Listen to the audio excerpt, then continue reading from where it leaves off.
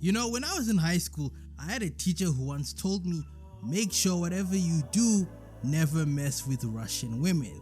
And you know, back then I thought this man was insanely crazy, which he was, but after watching Killing Eve, I felt like hitting him up on Facebook and telling him, I'm sorry.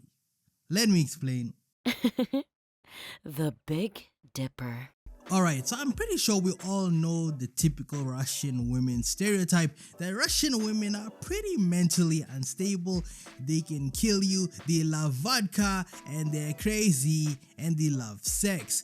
That's pretty much how it is with the main antagonist of this series. Villanelle is pretty much an embodiment of all those stereotypes into one person. But this show does something that most thriller shows can't even do. Is it a thriller? Whatever, you know what I'm trying to say. This show subverts expectations in ways that you don't really expect. And of course, the main interesting point about this show is that the two leads are women and they're both crazy. Yes, Eve is also crazy. I'll get into that later. She's not crazy in the conventional sense like Villanelle. You see, the thing with Villanelle is that she doesn't try to hide it. As the seasons go on, of course, we start to learn more about her past, and you can put two and two together as to why she ended up becoming the way she is. Villanelle loves to sleep with multiple women at the exact same time. She loves chaos. She loves showing people that she can be dominant, and she's basically an anarchist. She doesn't shy away from these qualities and traits, whereas Eve is pretty much obsessed with her job. Is this supposed to be some social commentary about people who are career obsessed? Maybe, I don't know, I'll leave that up to you. But it's so bad that Eve's own husband starts to feel neglected. There are many times throughout the first 2 seasons where her husband is like, yeah, he wants to have sex, but Eve is too preoccupied with her job. She's too focused on trying to figure out why Villanelle keeps on killing and doing the atrocities that she keeps on committing. And clearly, the marriage is suffering because of this.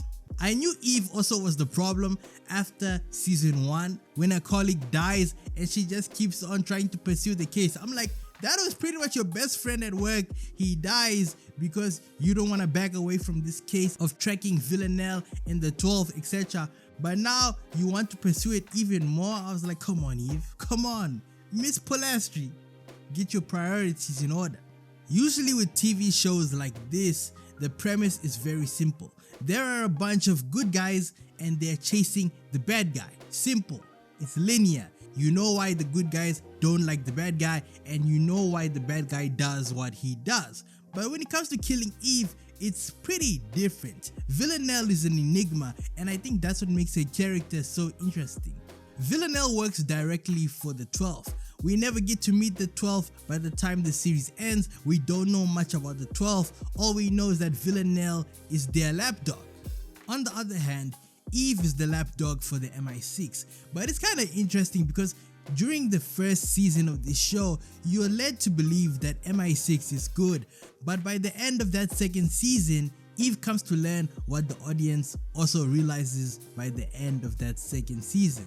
MI6 is as bad as the 12. Now, the reason why I'm bringing up this point is because it just goes to show that Eve and Villanelle are just two separate sides of the same coin.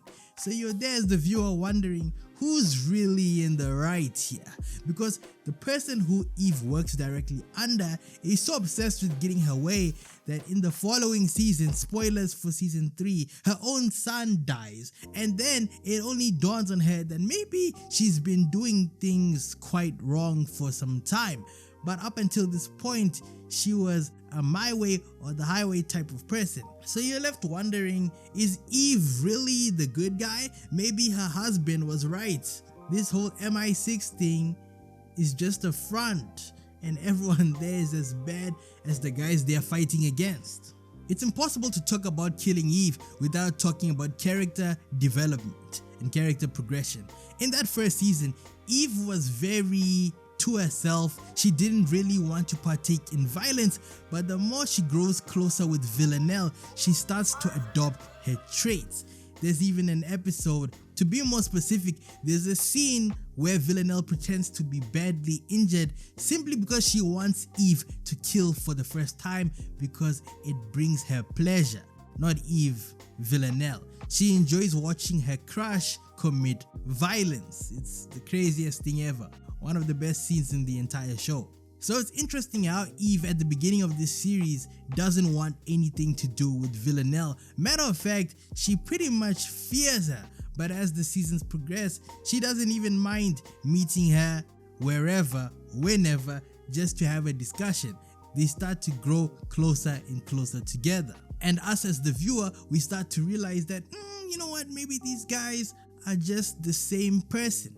The best characters in TV series, even the unhinged ones or the ones that we as viewers can agree that they are pretty unstable in the head, have to be complex characters. There's a lot of nuance to them as individuals. Even in Killing Eve, another character that I can use as the perfect example for this has to be no other than Constantine himself. You know, when Constantine was first introduced on screen, I was like, who's this old man who's handling Villanelle? It's kind of weird and creepy. But as the episodes continued, I realized that, oh, this guy is also complicated. At first I thought Constantine is just an asshole and a bastard, which he is, but it turns out he really likes his family. He'll do whatever it takes for his daughter, even though he disses her and roasts her sometimes. But hey, that's just a typical old father, right?